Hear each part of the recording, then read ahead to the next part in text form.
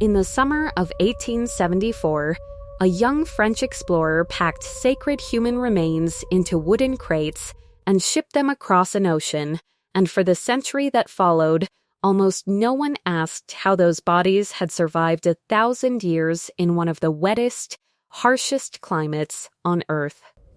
That question still matters, because the answer rewrites what we think we know about ancient medicine. For generations, the story of mummification belonged to two places: the blistering heat of ancient Egypt and the bone-dry deserts of South America. Heat and aridity were supposed to be the whole secret. Moisture was the enemy. Cold, wet climates were where bodies were supposed to disappear, not endure. But on a chain of storm-battered volcanic islands in the Alaskan Pacific, something impossible happened.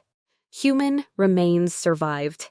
Not by accident, not through some freak environmental fluke, through design.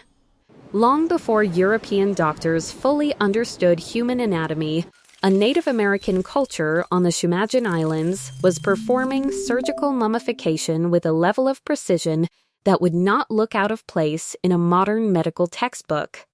These were the ancestors of the Qagan Tayagungin Tribe, and what they built into the volcanic rock of their homeland was not a burial ground. It was a technology. This is a story with three collisions. The first is scientific, how an indigenous culture reverse-engineered anatomical preservation using nothing but stone, steam, and centuries of hard-won knowledge.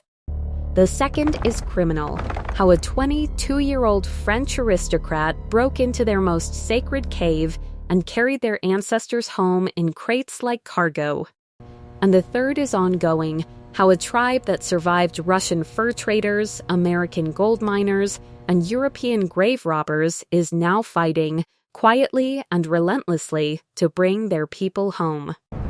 Somewhere in those islands, hidden inside a mountain, there are still caves no outsider has been allowed to enter. Their locations are known only to a handful of people, and they intend to keep it that way. To understand why, we have to go back to the source of the science itself, to a people who spent their lives face to face with the anatomy of the largest creatures on the planet, and who turned that knowledge towards something far more sacred than survival. Before we go there, if stories like this one, where science, culture, and mystery collide, are your kind of thing, consider subscribing. It genuinely helps this channel keep telling them. The story begins not in a cave, but in the open water, on the deck of a skin boat, in pursuit of a whale. To understand how the Unangan people mastered the human body, you first have to understand how they mastered the ocean. The Shumagin Islands sit at the edge of the Alaskan Peninsula, exposed to some of the most violent weather in the Northern Hemisphere. Surviving there required more than endurance. It required hunting animals far larger and more dangerous than any human being in open water. Using tools made from bone, wood, and stone.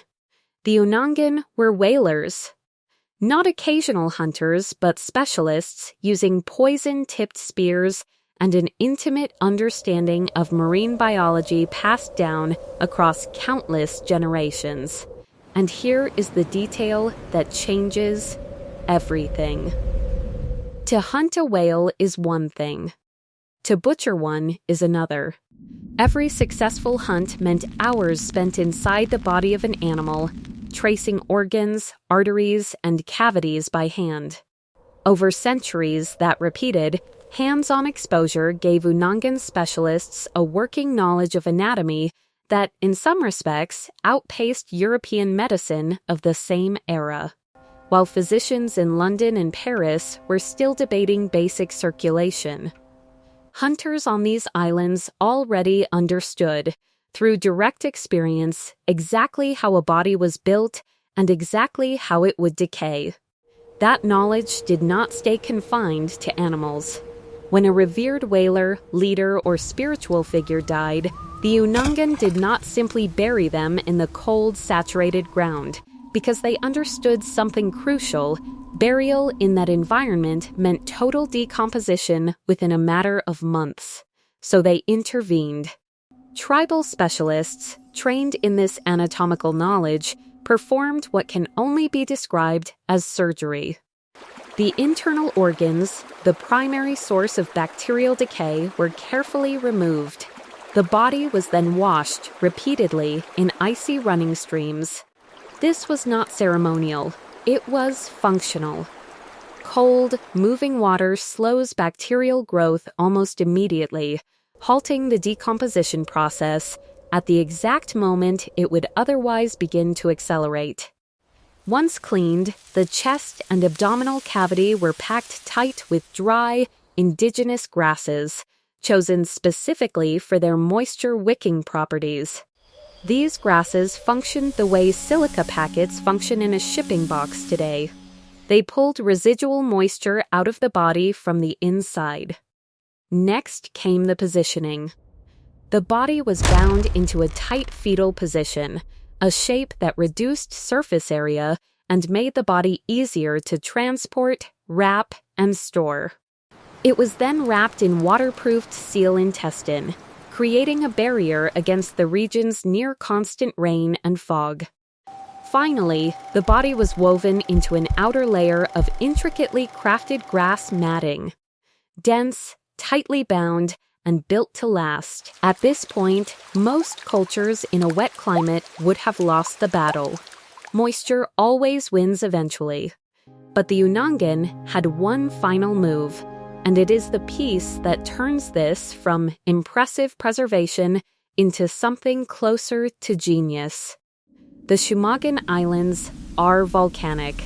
Beneath the surface, geothermal heat radiates upward through vents and porous stone. The Unangan identified specific caves on Unga Island where this heat collected naturally, creating warm, unusually dry microclimates in the middle of one of the wettest environments on Earth. Inside these caves, they built wooden racks and suspended the prepared bodies above the ground, allowing the warm, dry air to circulate freely around them. Slowly, patiently, over weeks and months, that geothermal heat finished what the surgical preparation had started. It baked out the last traces of moisture. And once a body was fully dried in that environment, decay had almost nothing left to work with. What remained could last for centuries, sealed inside a mountain, hidden from the rain, the fog, and the outside world entirely. For generations, this system worked exactly as intended. The caves stayed secret. The ancestors stayed protected. Nobody outside the tribe knew these places existed. That changed in the winter of 1874. In the spring of 1871, a 22-year-old Frenchman named Alphonse Pinart arrived in Alaska. Wealthy, restless, and formally trained as a linguist, Pinart had a reputation for chasing obscure cultures most European scholars had never even heard of. He was not a grave robber by trade. On paper, he was a researcher. In practice, he was about to commit one of the most significant acts of cultural theft in Alaskan history. Pinart made his way to the Shumagin Islands, drawn by rumors circulating among local sea otter hunters. The rumors described a hidden site on Unga Island, spoken of carefully, almost reverently, a cave where the Unangan kept their honored dead. It was not a tourist site. It was not public. It was strictly off-limits to outsiders, a sacred resting place reserved for the tribe's greatest ancestors, whalers, and leaders. To Pinart, that secrecy wasn't a boundary. It was a lead. In the dead of winter, in conditions that would have discouraged almost anyone else, Pinart assembled a small crew and made his way onto Unga Island. He located the cave. And he broke in. What he found inside stopped him cold, by his own later account. Suspended from wooden racks along the cave ceiling were dozens of mummified bodies, each one wrapped in tightly woven grass matting, many dressed in carved wooden hunting masks and armor made from sea lion hide. These were not disorganized remains.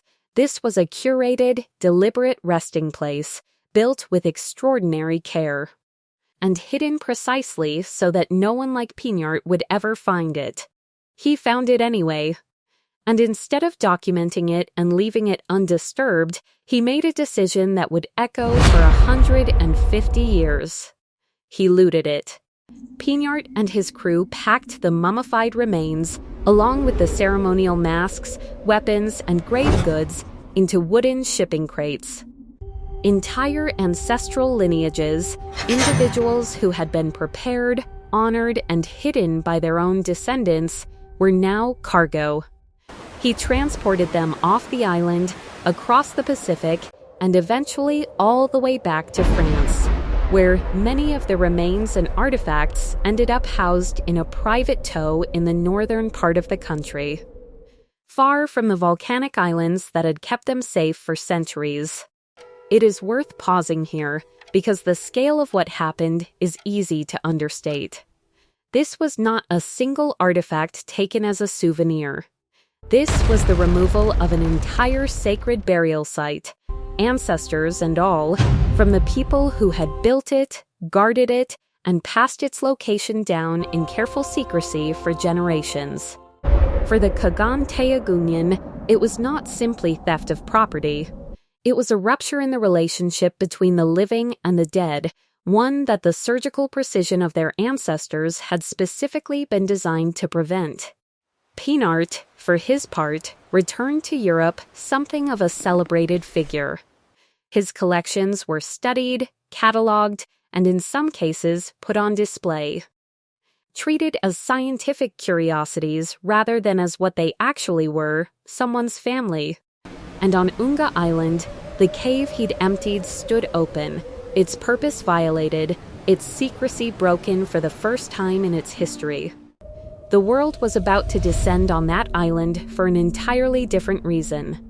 But the two stories, the theft of the sacred and the arrival of outsiders chasing fortune, were about to become deeply, painfully connected. Unga Island was never an ordinary place, even before Pinart arrived.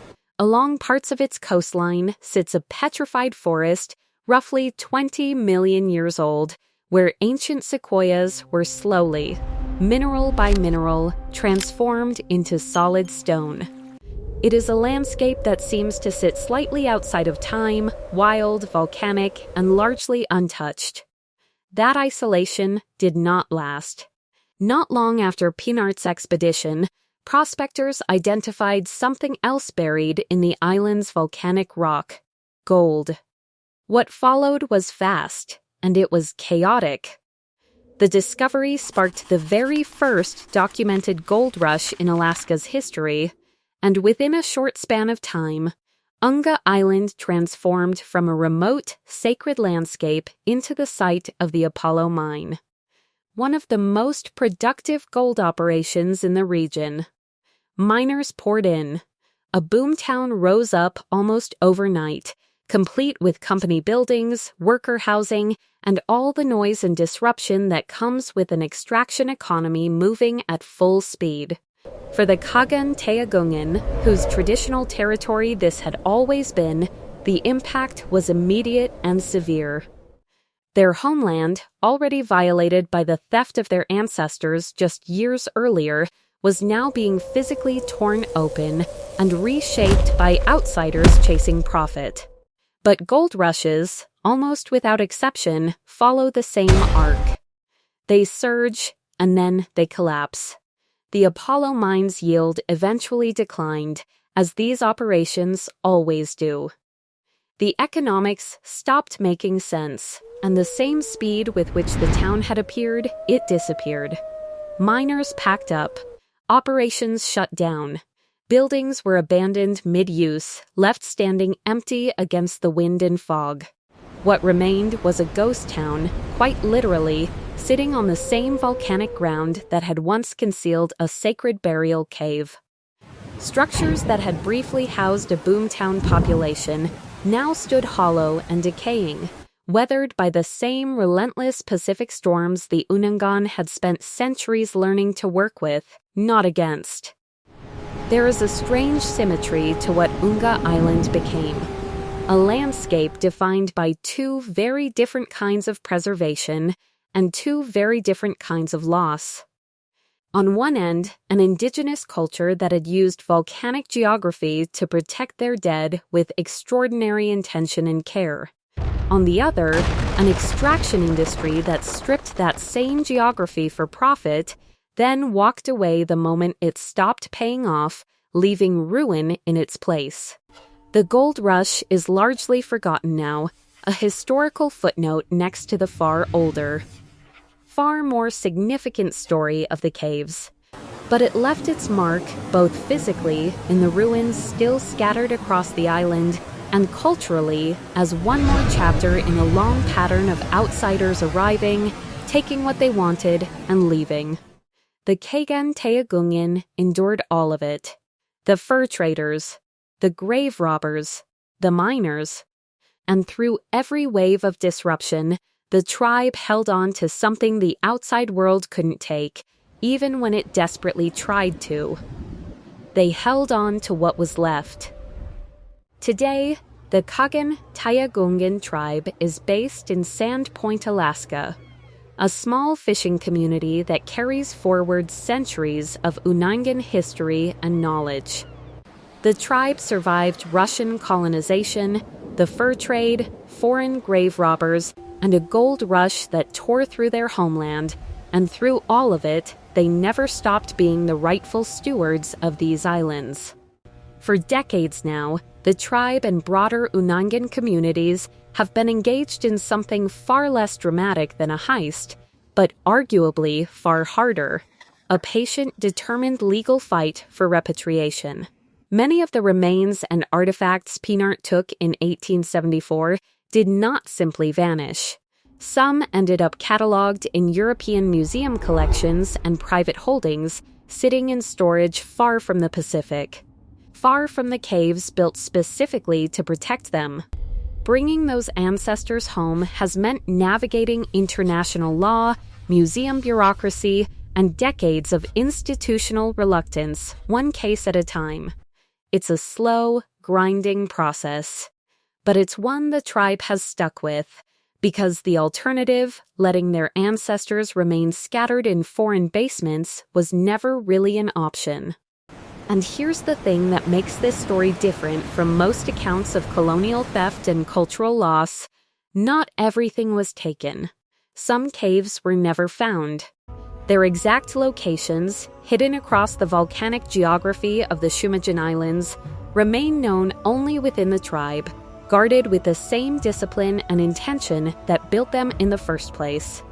There is no public map, no marked trail, no listing for curious travelers. And that is entirely deliberate. After watching what happened the last time a sacred site's location slipped into outside hands, the Qagan Tayagungin have made a clear, collective choice. Some knowledge is not meant to be shared. Some places are protected precisely by staying unknown. So the remaining caves sit quietly inside the mountains of the Shumagin Islands, exactly where they've been for centuries, warmed by the same geothermal heat that first made this entire system possible. No explorer is coming to document them. No treasure hunter is going to stumble onto their location. No documentary crew, including this one, will ever be told exactly where they are. That silence isn't a gap in the story. It's the ending the tribe chose, on their own terms, after everything that was taken from them. If this story stuck with you, the way lost history sometimes does, there's a lot more like it waiting. Subscribe if you want to keep digging into the places history almost forgot.